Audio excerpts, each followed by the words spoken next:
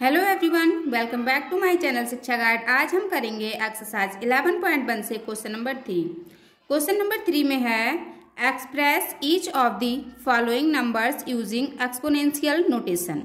इसमें हमें क्या करना है, एक नंबर दे रखा है, पहले इसके हमें प्राइम फैक्टर पता करने हैं, फिर इसको एक्सपोनेंशियल फॉर्म में लिखना है।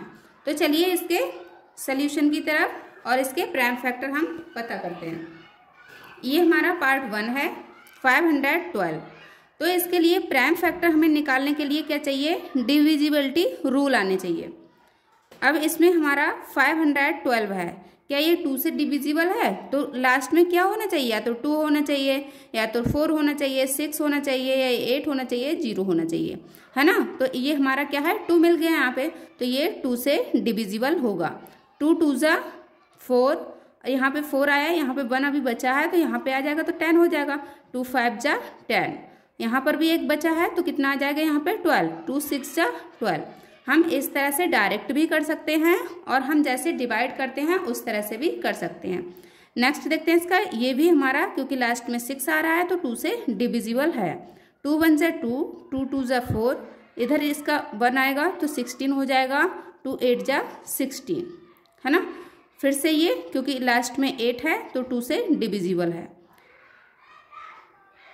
2 6 जा 12, 2 4 जा 8, ये 4 आ रहा है तो ये भी 2 से डिविजिबल है। 2 3 जा 6, 2 2 जा 4, 2 1 जा 2, 2 6 जा 12, 2 8 जा 16, 2 4 जा 8, 2 2 जा 4 और 2 1 जा 2।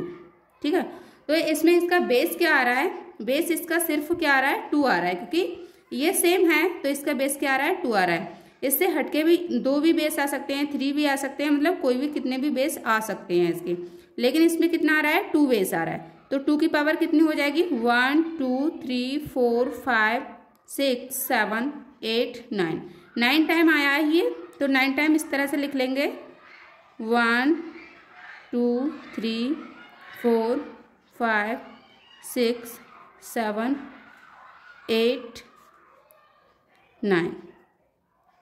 अब इसका एक्सपोनेंशियल फॉर्म लिख लेंगे। 2 कितने टाइम्स आया है, 9 टाइम्स, तो ये इसका आंसर हो जाएगा। इसको हम इस तरह से भी डिवाइड कर सकते हैं, जैसे ये वाला है तो इसको 2 से अगर डिवाइड हो रहा है तो ये इस तरह से भी हम डिवाइड कर सकते हैं, है ना। इस तरह से डिवाइड फर्स्ट नंबर को किया, अब ये नंबर आएगा तो इसको दोबारा से 2 से डिवाइड कर लेंगे, है ना, इस तरह से। लेकिन इस तरह से सीखोगे तो जल्दी हो पाएगा। नेक्स्ट इसका पार्ट देखते हैं। इसमें है हमारा 343, तो इसका डिविजिबिलिटी रूल से ही करते हैं। डिविजिबिलिटी रूल क्या कहता है इसमें, जैसे कि हमने इसमें देखा था तो 2 से डिविजिबल कब कब हो रहा था, जब लास्ट में 2 आ रहा था, 4 आ रहा था, या 6 आ रहा था, या 8 या 0। तो इसमें तो कुछ भी नहीं, तो इसका मतलब क्या है, इसमें 2 से डिविजिबल नहीं है ये। 3 से देख लेते हैं। 3 के टेबल 3 का क्या होता है, अगर कोई नंबर दिया है तो उसके जो डिजिट होते हैं उसका सम, अगर 3 से डिविजिबल है तो वो पूरा नंबर भी 3 से डिविजिबल होगा। तो क्या ये है 3 से डिविजिबल, देख लेते हैं इसका सम करके। ये 3 है, ये 4 है, तो 3 4 कितना हो जाएगा, 7 और 3 10 हो जाएगा। तो क्या ये 3 से डिविजिबल है, नहीं है 3 से डिविजिबल। इसके बाद में हम किससे देखेंगे, प्राइम नंबर हमारा क्या है, 5। अब 5 क्या कहता है, 5 से डिविजिबिलिटी रूल क्या है, अगर लास्ट वाला जो डिजिट है वो या तो 0 हो या 5 हो, तब ये 5 से डिविजिबल होगा। अब देखते हैं 5 के बाद प्राइम नंबर कौन सा आता है, 7। तो 7 देख लेते हैं। अब हमको देखने से ही पता चल रहा है कि ये 7 से डिविजिबल है, क्योंकि ये 7 का क्यूब होता है ना, तो ये 7 से तो डिवाइड हो ही जाएगा, 7 से। ठीक है, तो हम इसको 7 से डिवाइड करते हैं। तो 7 से कितनी बार जाएगा ये, 7 4 जा 28, तो 7 4 जा 28, और इधर कितना हो जाएगा, 63। ठीक है, तो 7 9 जा 63, क्या ये कट रहा है 7 से, हाँ ये भी क्या 7 का स्क्वायर होता है, तो 7 से ये डिविजिबल हो जाएगा। 7 7 जा 49, ये कितना हो जाएगा 7 बन जा 7। तो इसमें बेस क्या आ रहा है, 7 बेस आ रहा है इसका, ठीक है। तो इसमें बेस हम 7 लिख लेंगे और कितने टाइम्स आ रहा है, 1 2 3 टाइम्स आ रहा है। तो 3 टाइम्स लिख भी सकते हैं ऐसे, नहीं तो डायरेक्ट भी पावर लगा सकते हैं, ठीक है। लिखना चाहें तो लिख भी सकते हैं 7 की पावर 3 इस तरह से। तो ये हमारा आंसर हो जाएगा। इसके नेक्स्ट पार्ट में देखते हैं। नेक्स्ट पार्ट है इसका 729। 729 में क्या आ रहा है, तो हम इसको 2 से तो डिवाइड कर नहीं सकते क्योंकि लास्ट वाला डिजिट भी देखना होता है। अभी हमने 2 से डिविजिबिलिटी रूल बताया था, है ना। 3 से क्या ये हो सकता है, तो 3 से देख लेते हैं। इसका सम करके इस नंबर जो डिजिट आए हैं इसमें ये नंबर दिया है, इसके डिजिट को सम करके देख लेते हैं।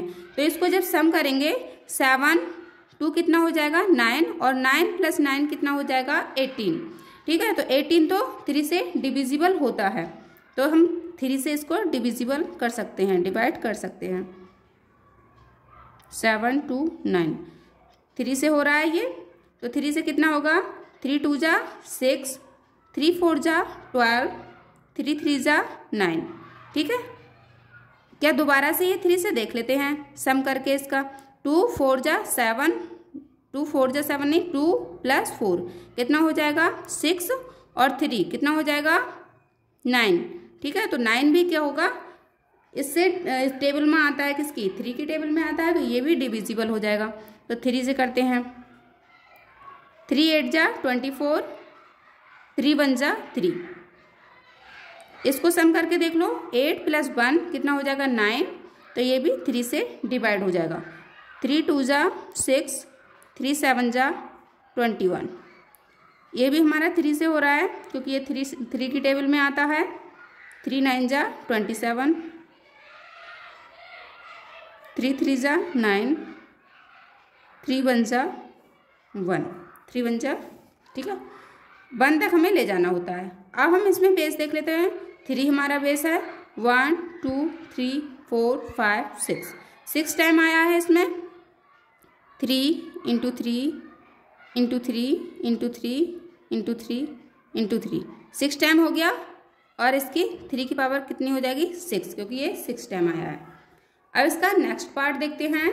नेक्स्ट पार्ट में क्या है, 3125। इसको हम प्राइम फैक्टर निकालेंगे इसके। तो ये किस नंबर से डिविजिबल होगा, तो लास्ट में कितना है इसका 5। और जब 5 या 0 होता है तो 5 से डिविजिबल होता है वो नंबर, तो ये भी 5 से डिविजिबल होगा। तो 5 से देख लेते हैं इसका। 5 6 जा 30, 5 2 जा 10, 5 5 जा 25, ठीक है। फिर से 5 से करते हैं। 5 बन जा 5, 1 इधर गया 12 हो गया। 5 2 जा 10, 2 बचा 2 इधर गया कितना हो गया 25 हो गया। और कितना होता है 5 5 जा 25, ठीक है। 5 से किया, 5 2 जा 10, 2 इधर गया तो कितना हो गया 25 हो गया, ये बन गया 25। 5 5 जा 25, 5 5 जा 25, 5 बन जा 5, ठीक। इस तरह से हमारा आ गया। तो 5 का कितनी बार आया है 5, बेस तो इसमें 5 रहेगा। और इसको हम कितनी बार आया 1 2 3 4 5 बार आया है, तो 5 की पावर कितनी हो जाएगी 5, ठीक है। इस तरह से हम ये क्वेश्चन को करते हैं कंप्लीट। मिलते हैं नेक्स्ट क्वेश्चन में, तब तक के लिए बाय बाय।